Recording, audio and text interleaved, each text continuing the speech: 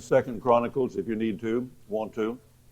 Second Chronicles 7:14. The promise of covenant blessing that Yahweh made to Israel, stated explicitly, fully in 26 and 28th chapters of Deuteronomy, spell out that one of the great treasure that Yahweh gives in obedience to covenant living is the good treasure, which is rain from heaven, which causes the earth to prosper, and therefore those who live from the earth, and we all live from the earth, whether directly or indirectly. I mean, Bill Gates doesn't have enough money to buy potatoes if Yahweh doesn't send rain on the potato crop. Bill Gates doesn't have enough money to manufacture bread, and he does not have a computer anywhere that has the ability to create bread. And he doesn't have enough money to create one drop of rain. He cannot create one potato. The best engineers in Detroit have never designed a watermelon seed that would reproduce. Yahweh alone has the ability and the power to give life, and life goes back to the earth. We are of the earth, earthy, and we draw our life from the earth, out of the earth. Therefore, if the earth is blessed, we are blessed. Has nothing to do with falling down, falling out, jumping up, jumping down, Holy Ghost doodads. Nothing at all with that. It just has to do with are we in covenant with Him, and is the evidence of the covenant evident, and that is that we're blessed, and that blessing comes out of the earth, and that comes because He gives life through the rain. Yahweh said, if I shut up heaven, this is in 2 Chronicles chapter 7, verse 13, if I shut up heaven and there is no rain, you'll know why I shut it up, and you'll know why there's no rain. There's no mystery to it. I just don't know why the weather's like it is. You ought to. It is a reflection of the corporate lifestyle of the people. Hallelujah. I grew up with an old saying that I don't like a lot of other things. I suppose it's passé today. But anytime there was a long, protracted spell of dryness, somebody would invariably say, somebody needs to pay the preacher. It took me a long time to realize that saying was not just an old Southern folk saying, but it was rooted in the Scriptures. And he said, when I shut up heaven and there is no rain, or I command the locust to devour the land, or send pestilence among my people. See, he said that the locust will come out of the dryness, and they will seek to devour anything that's living.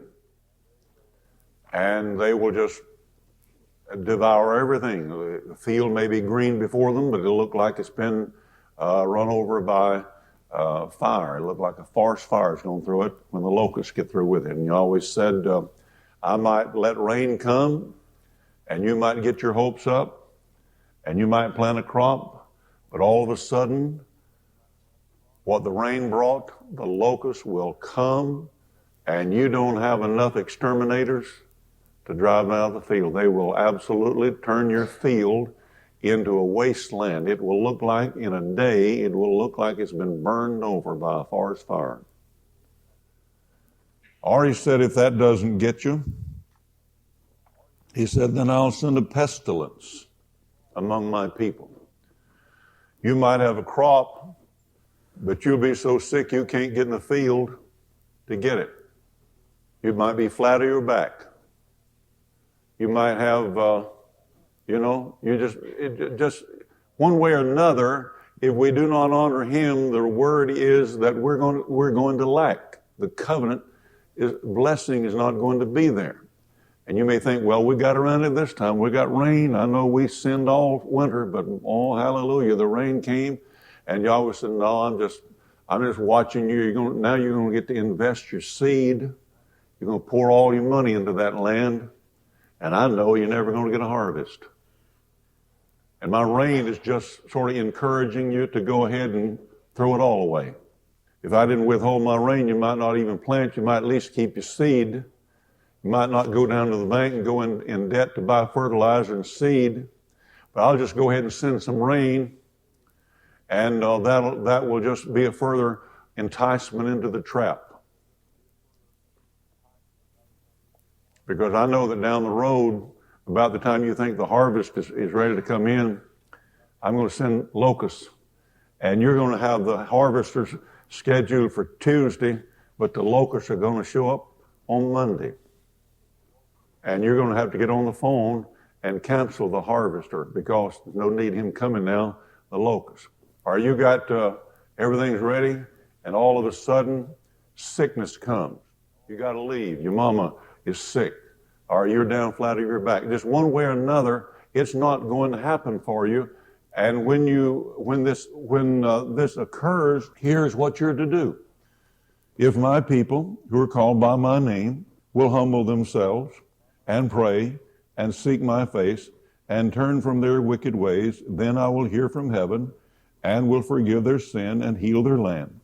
He is gracious. He doesn't argue with us. He doesn't nag us. One of the great messages that I heard many, many years ago was a message about Solomon.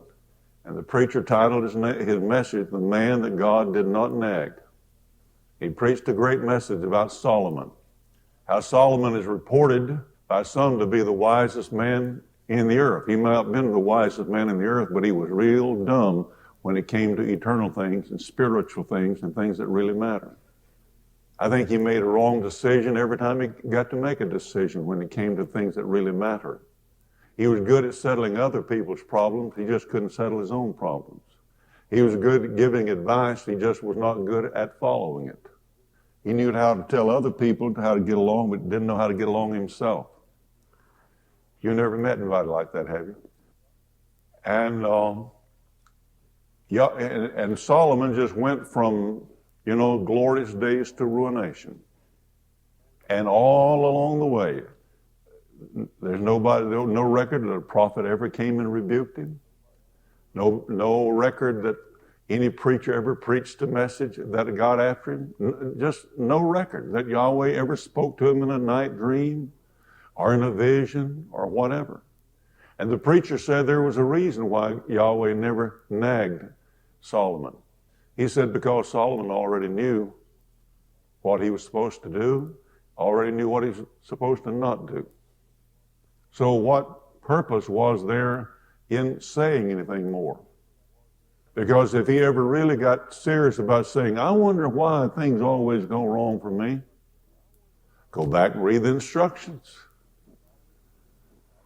I've written it for you. Solomon, if you ever get interested and you ever really want to know why you do such dumb things and you make such bad choices, go back and read the record.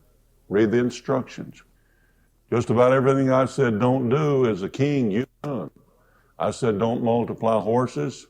You started a breed that will last into the millennium and cause pride to come to every individual who has the ability financially to get involved in it. And he said, I said, don't multiply wives. And you don't know the difference between multiplication and addition. You quit adding, you got to multiplying. You didn't have enough problem with one, you just wanted to multiply your problems. You couldn't solve your problem by having more women, but they that sow to the flesh shall reap of the flesh corruption, more and more and more and more. See, anytime you set out to satisfy, to give into the flesh will always want more. I'll be satisfied you get me a little more, just a little more, a little more, a little more, a little more, a little more, a little more, a little more money, a little more sex, a little more flesh, a little more pride, a little more this, a little more land, a little more whatever. And if he can ever turn our attention, and that's where we're inclined, we always are dealing with the devil and the world and the flesh, and the devil is no problem at all. The devil is real easy to whip. The devil's no problem. As one man said, he's far overrated. The Bible says all we need to overcome him with is the The blood of Yeshua and the word of our testimony, that's all you need to overcome the devil. Just every time he wants to come and remind you of something, just say, hey, look, devil, it's under the blood. Go talk to him. My testimony is that I'm saved. My testimony is that I'm delivered. My testimony is that Christ is head of my life. Therefore, you have no more authority than me. I won't discuss this with you anymore. Don't bother me about it. Don't talk to me about it anymore. Just go on now, that's all. And that's all you need to overcome the devil. Now, the world's a little more difficult because we have great contact with the world system. We're educated in the world system. We learn finances in the world system. We learn about everything we do in the world system. So it's a little more difficult because we're so interconnected with it. But you can overcome the world. It might take a little bit more to overcome the world than it will the devil, but the world is not the biggest problem you have. So you don't, if you're fighting the world, quit. Just refuse to be controlled by it. But now the flesh, that's a totally different thing. Because you see, it's like the comic character Pogo said, we has found the enemy and he is us. One of the great stories in the Bible is about Jacob. Jacob was ordained by Yahweh to be the ruler over his older brother, which was contrary to the way things were usually done. But Yahweh decided before the boys were born that the younger would serve the older would serve the younger. That Jacob would ascend over his older brother Esau. They were twins, but Esau was born first. Therefore, he should have gotten the double blessing, should have gotten the birthright. But Yahweh said, no, I'm going to give it. It's not going to be by the flesh, but it's going to be by divine choice. And I choose to give it to Jacob. And he gave it to Jacob, and Jacob knew that, but Jacob would not wait on Yahweh. Something in him said, I need it now. I want it now. He wasn't willing to wait in the desert. He wasn't willing to wait on the Lord. He wasn't willing to go through the maturity and learn how to live with the blessing of Yahweh. He wanted it now. So you know the story, how he entered into a plot with his mother. And they plotted to deceive his father and steal by treachery, by deceit, the birthright from his brother. Now it belonged to Jacob, so we have Jacob stealing what belonged to him. Belonged to him by divine right, belonged to him by divine grace. But he wasn't willing to wait on grace. He was not willing to wait on Yahweh to give it to him. Therefore, he plotted to short circuit the purpose of the Lord. He plotted to short circuit, to deceive. And many, many years later, a man would write a well-known saying about what happens to us when we first begin to deceive. It becomes like the spider's web, and we get deeper and deeper and deeper into deception because one lie requires another one. And on and on and on. And so people become very clever. And that goes on through life. You know, we see them come by here just on a regular basis. People who, if you listen to them, you'd believe that this is the first day in their life they ever had trouble. You'd believe that this is the first day in their life that they never had grocery money. You'd believe this is the first day in their life that bad things ever happened to them. Because they can tell you what happened yesterday, and they can tell you why they're here on our front step and don't have any money. And they can tell you why they're on the way from New York to LA and wound up in Panama City. But you see, they learned a long time ago to lie to themselves. And they are so good at it, they believe themselves. It's hard to deal with a fellow who believes his own story, but they're so good at it, and really they ought to be in Hollywood. They ought to be writers. They have great imagination. I mean, they can create a drama from beginning to end, with all the scenes in a moment. And the problem is that they're liars. They're deceiving themselves. Now, their problem is not what they say it is. The problem lies within them. And so Jacob after deceiving his brother, heard his brother swear, I'll kill him if it is the last thing I ever do. So he decided that the better part of valor was to run. Don't stand and fight, run. So he ran. And you remember the story. He encountered Yahweh, entered into a covenant with Yahweh to tithe, and probably didn't do that. I don't know if he did. I don't know when he started. But like a lot of other promises, that one probably went by the board, and yet Yahweh blessed him. But you see, he could not receive what he wanted, what was his, down in another land. For every one of us, there's a place. There's not only a blessing, there's a place. And he could not receive the birthright. He could not receive what he'd stolen in another land. He's like some people who steal and then go to prison and can't enjoy what they stole. So what they stole is stashed away out there, but they're in prison and can't get to it. And they live, many of them, for the day they get out of prison, and then when they go to find the stash, they find out that somebody else has stolen from them. So it's all for nothing. Does that remind you of the way people live sometimes around you? You somewhere along the way, you most likely have met somebody with some of those characteristics. And so they never get to enjoy anything.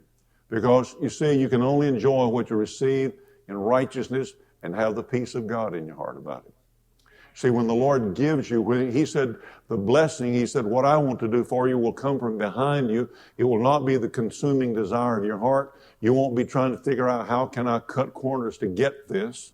You won't be lying to yourself to go sign on the dotted line.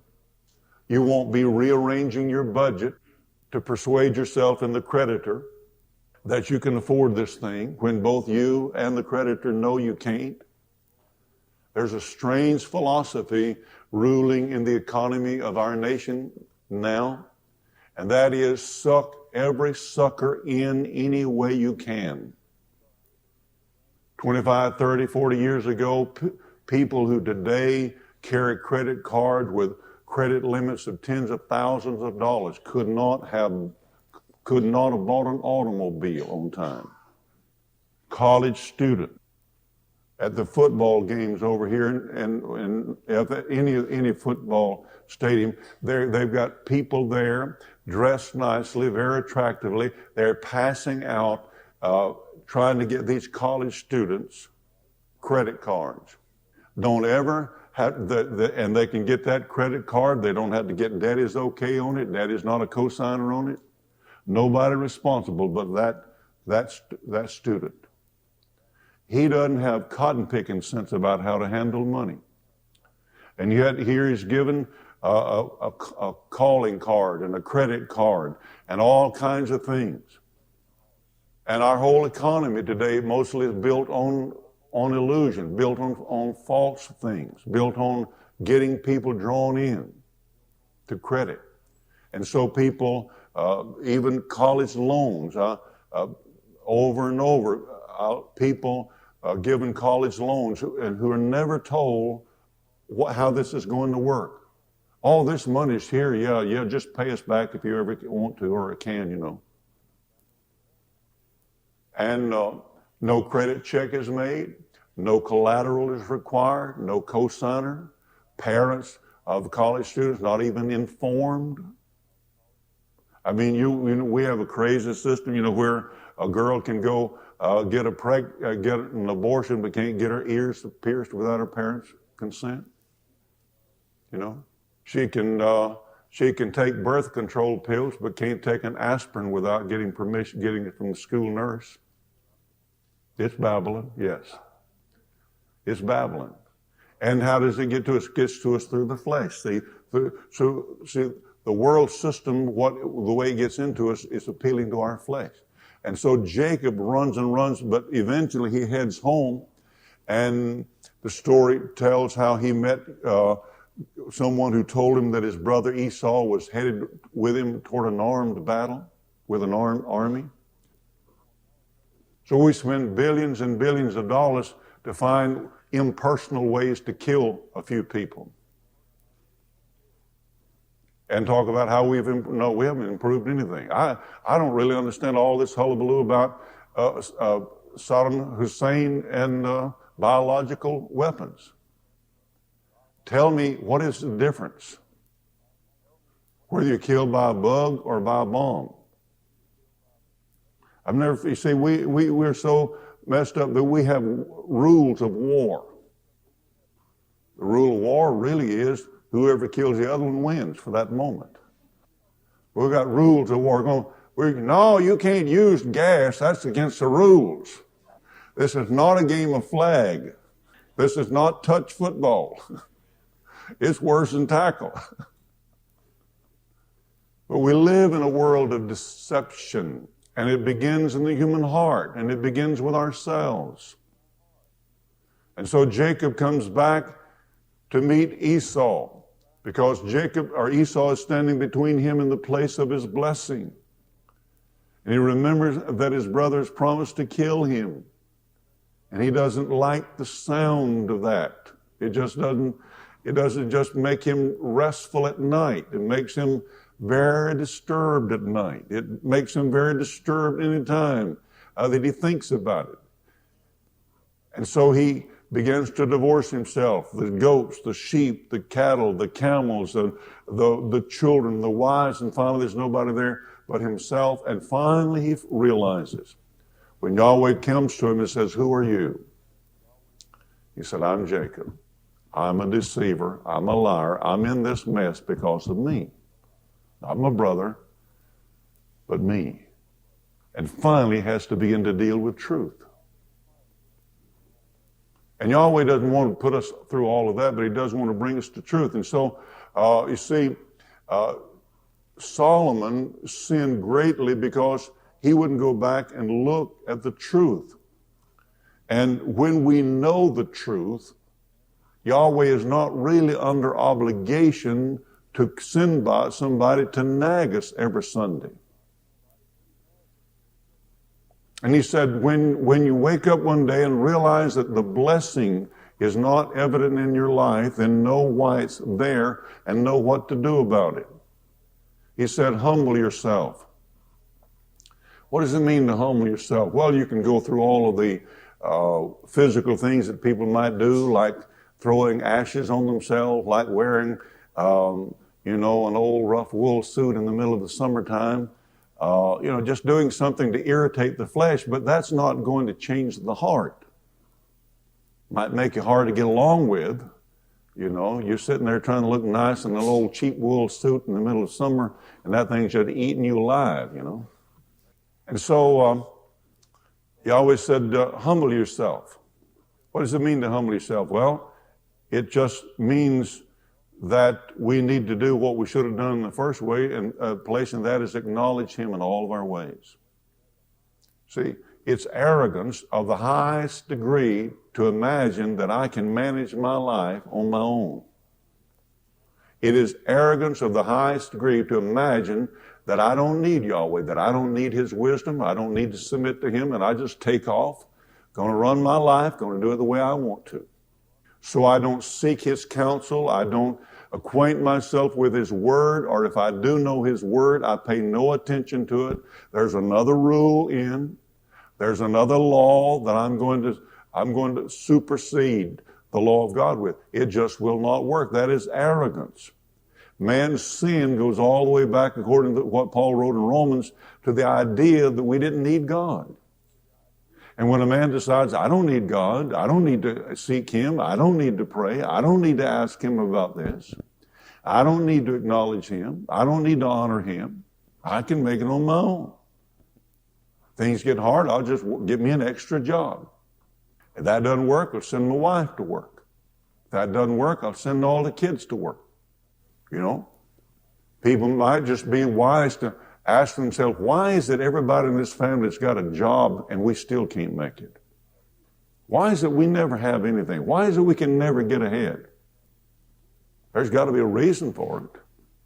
Why is it we do all of this? We go. We work, but we never have anything. And we're fussing at each other. Nobody's really happy with anybody. And things are not good. Why? He said, humble yourself. Admit that you're making a mess of things. Admit that you don't know what to do. Ask me about it. In all of your ways, acknowledge me, and I will direct your path. Learn my word. Learn of me, for I'm meek and I'm not hard to get along with, Yahweh says. I'm not hard to get along with. My yoke is easy.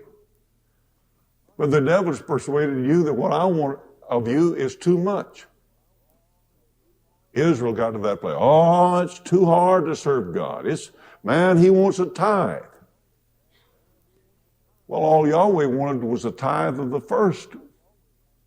He wanted the first and the best, but the king wanted everything. He wanted everything. So they threw off the easy yoke, the easy burden of the Lord, and took on the yoke of a king. Took on the yoke of the government. See? Well, the government always wants more. You can just figure on it. It's going to be more. This system requires more.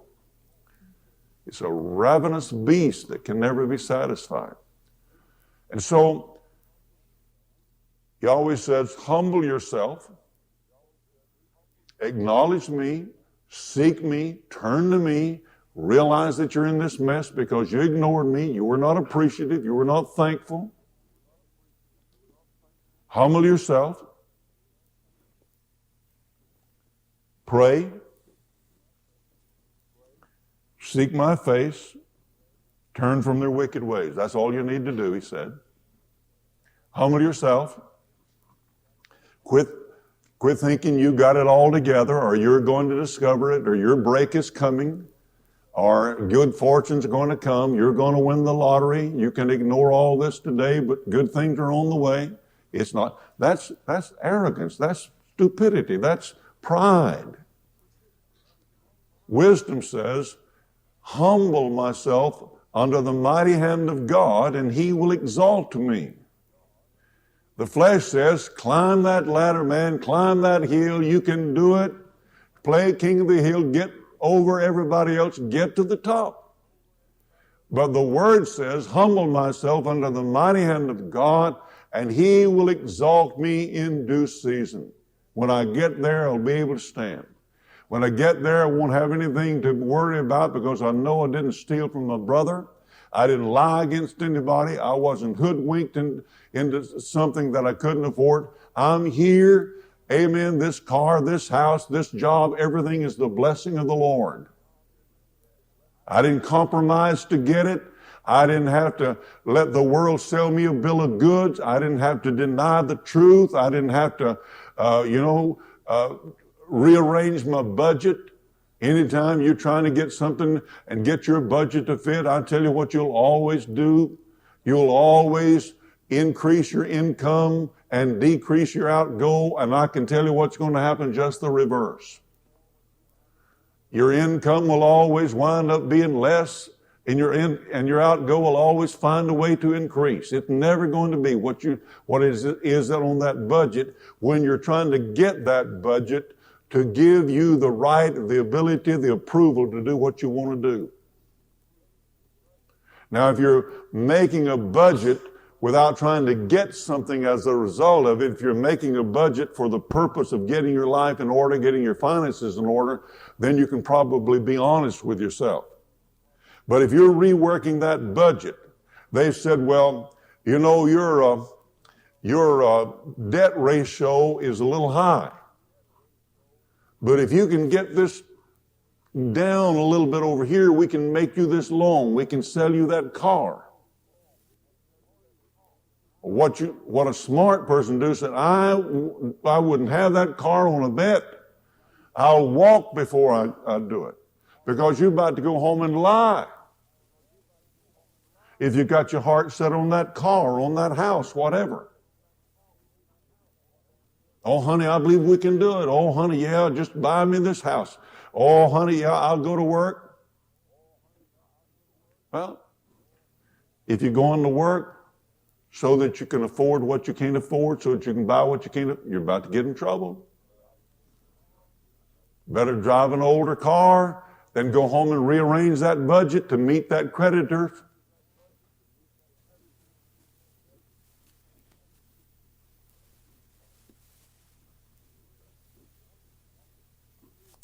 The Lord wants us free to serve Him. And we can't be free to serve Him when we're bound up in the world system. Lord, help us to learn to humble ourselves in the beginning. Say, Lord, look, life is difficult, and life can be hard, and I don't want to mess up. I don't want to make it hard. I want to live the easy life. Easy life is not the lifestyle of the rich and famous. My Lord, those folks worry themselves into the grave. You know, a cash flow problem to me might be not able to go get a hamburger, but to somebody else, if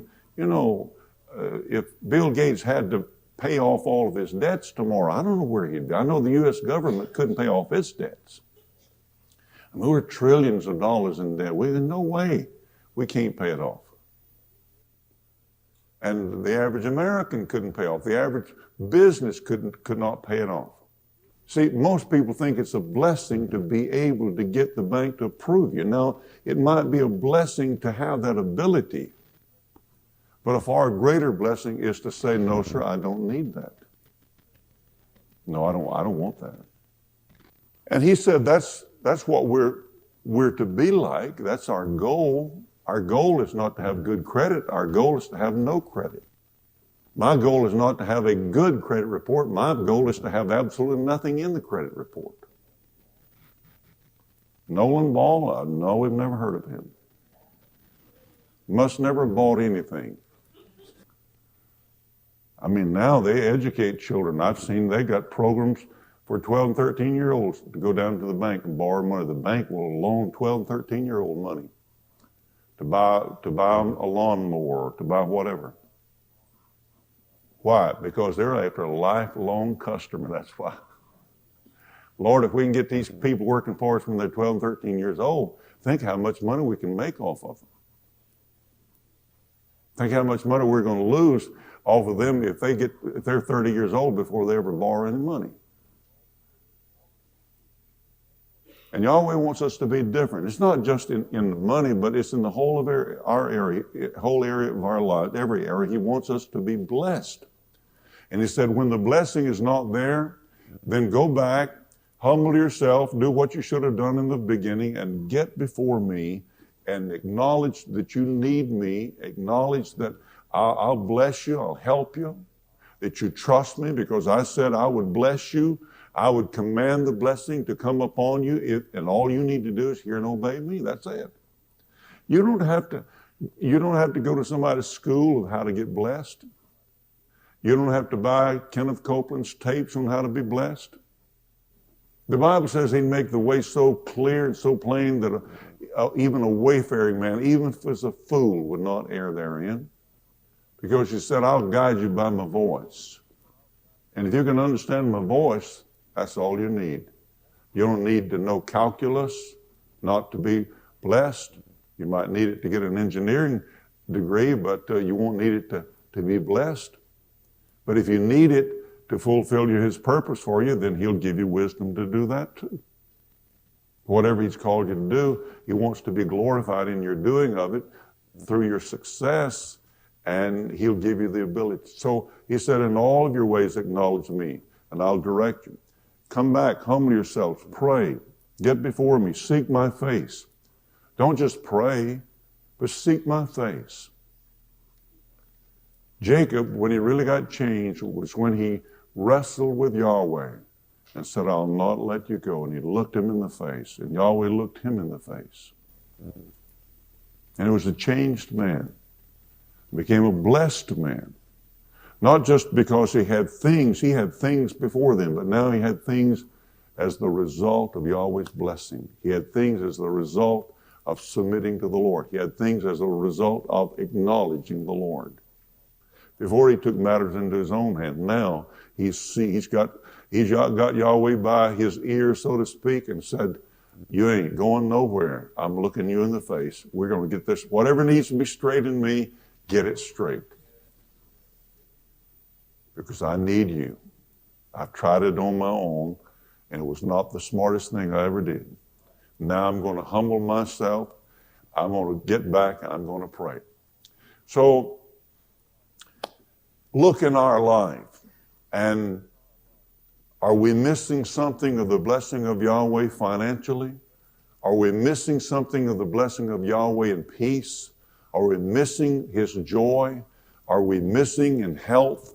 Are we missing in our family? What if it's not blessing, it's got to be what? Cursing.